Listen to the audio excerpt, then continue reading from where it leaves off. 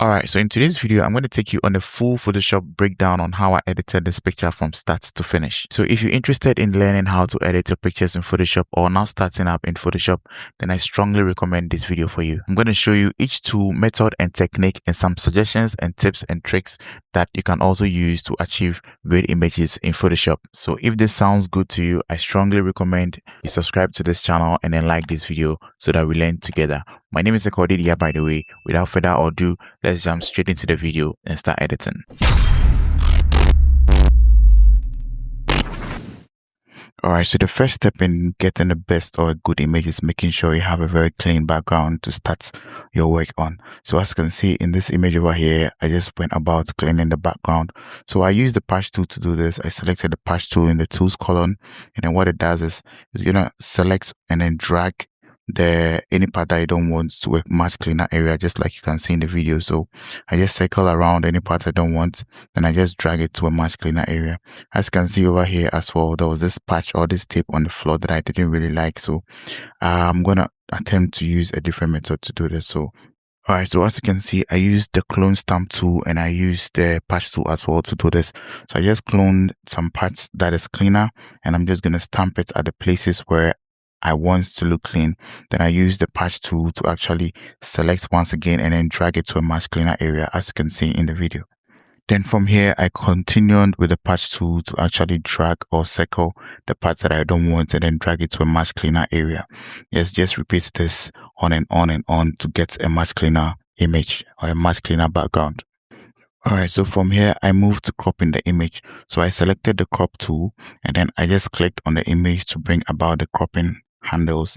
I'm just going to drag the left and the top button corner handles to make sure my image is cropped the way I want it. So you're just going to position or drag it to fit how you want it to be. I'm actually using the 4:3 crop size, that is the Instagram crop size, to do this. Then afterwards, I use the rectangular marquee tool to select the sides that are looking black, as you can see in the image, and then I just right clicked it and then filled it with the background to get a full image. Alright, so one thing that I mostly love to tell people is always zoom in and out to make sure to check whether there are certain details that needs fixing. Alright, so in this image, I realized there's something on her heel that I didn't really like. So I used the clone stamp tool to actually fix this by selecting on the side that I don't want and then just stamped it over the part that was poking out, as you can see in the picture over here. Alright, so our next step is the frequency separation and skin smoothing. That is the most exciting part of editing that I mostly love to do. So over here, I used my frequency separation actions that I have in my digital store. You can check it out in a link in the description box below. So I just clicked on it to play the action out. So if you want to use this, you're just going to click on it and it's just going to play out the action for you automatically. There's no need for you to actually create your own frequency separation adjustment layer, the texture layer and then the color layer to do it on.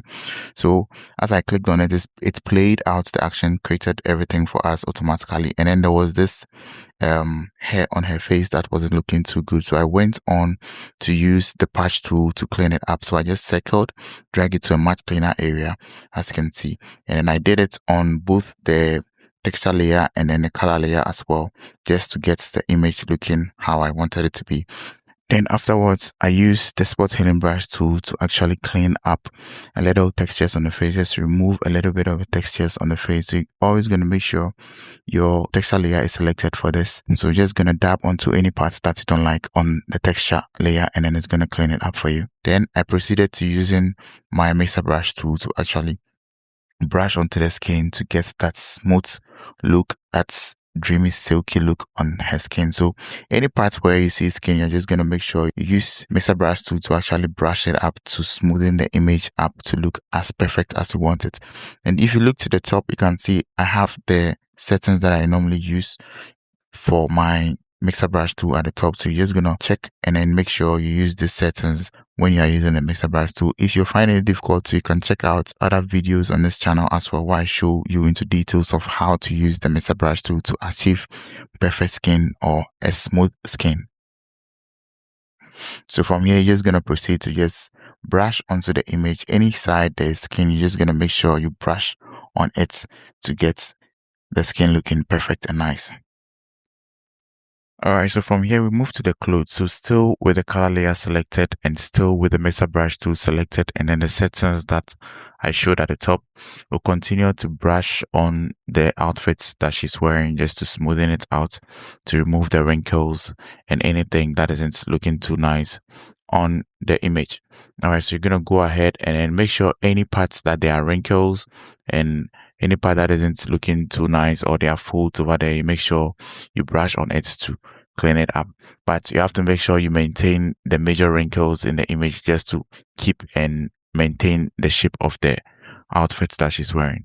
All right, so from here I selected the texture layer and then I selected the spot healing brush tool, and as you can see in front of the frontal there are some textures over there that ain't looking too nice, so I went ahead to use the spot healing brush tool to actually brush it and then remove all the textures and then anything that isn't looking too nice from the image and from her face as well. So you're just gonna go ahead and then just keep brushing. From there as well, I moved back to the color layer and then I came back to the mixer brush tool and then I brushed over her hair and then just balance it, just smoothing the hair out and then just make sure the hair is looking nice for the image. All right, so once again, I went back to my action panel and then I selected the teeth and eye whiten. I have it in my digital store. The link is in the description down below. You can check it out and then download it. So I use that to clean and then whiten her eyes. Yeah, so what you're going to do is you're going to select the layer mask and then you're just going to use the brush tool to actually brush it.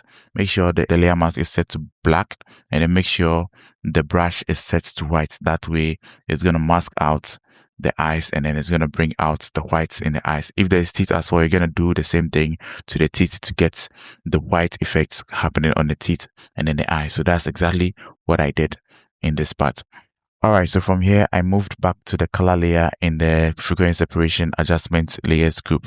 And then I selected the mixer brush tool once again, just to add more smoothness or make the final adjustments to the backdrop. So as you can see over here, you keep on brushing the backdrop with the mixer brush tool just to have that smoothness, that extra smoothness to the background. So you're just going to keep brushing it. Make sure this is a very crucial thing to do. Make sure the color layer is the one that you are doing your brushing on and then just continue brushing. But then when you get to the bottom or the feet of your subject, make sure you maintain the shadows of the image. That is what is going to make it look more natural. Sometimes you cut out your image and then you add your smoothness to the background and then you realize you flattened all the shadows and everything from her feet and then below her, and then the image is looking flat as if the person is standing on an empty space or is standing in an empty space. That isn't nice and isn't natural. So make sure you take your time and then as you are brushing, you maintain the shadows underneath the model or your subject's feet just to make it look as natural as possible. Yeah, so this is exactly what I did over here.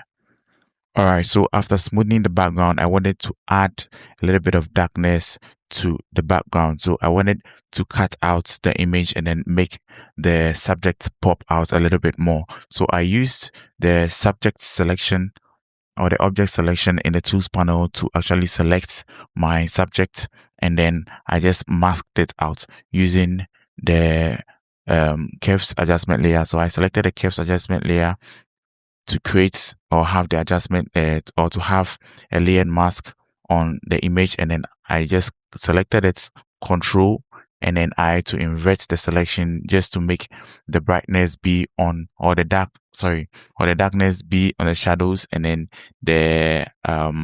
the lights to be on our subject. And then I went ahead to select the brush tool and then I brushed at the edges just to correct the selection a little bit more for it to look more natural. So that is what you can see on the screen over here. So you're just going to take your time to do this. You can use any selection tool to do this. You can also use subject selection to do it at the top.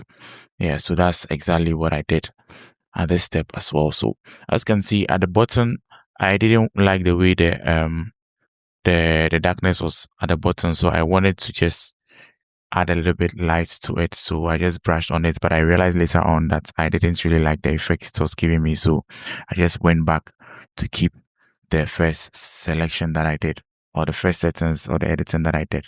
So from here I had this color color action played out in my other work. So I just went and then I just dragged it and then dropped it on my image, and as you can see, our image has been color graded for us automatically. I have this in my digital store as well. Well, it's not available now, but it's going to be available soon for you to download and then have a feel of how it is. So from here I went ahead to add some lighting and then just balance the contrast and all those stuff in the image, just to make the image look a little bit more attractive. So that's what you can see happening here on the screen. Yeah, so if you've loved everything that I've showed you so far, kindly like this video and then subscribe. I'm going to be dropping more videos like this for you. I'm going to try my best to drop at least 2 videos every week for you guys. Yeah, so this is the final results that we're having, as you can see. Yeah, so if you love this video and you learned anything from it, kindly like I said earlier on, and then check other videos on this channel. See you guys in the next one. Bye bye for now.